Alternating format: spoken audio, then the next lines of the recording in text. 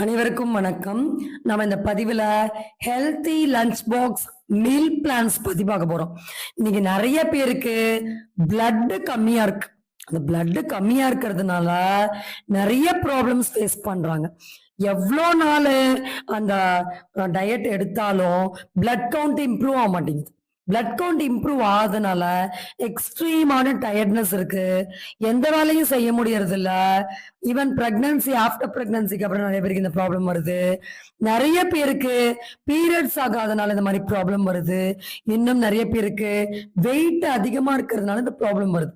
So இப்போ நம்ம ஒரு 10 நாள் டயட் பிளான் பத்தி பார்க்க போறோம். Healthy lunch box meal plans பத்தி பார்க்க போறோம். இந்த மீல் ப்ரிப்பரேஷன் வெயிட் லாஸுக்கும் உதவும், பிளஸ் அனீமிக்கா இருக்கக்கூடிய இந்த மாதிரியான விமென்ஸ்க்கு எப்படி இமீடியட்டா பிளட் கவுண்ட் இம்ப்ரூவ் பண்ண முடியும்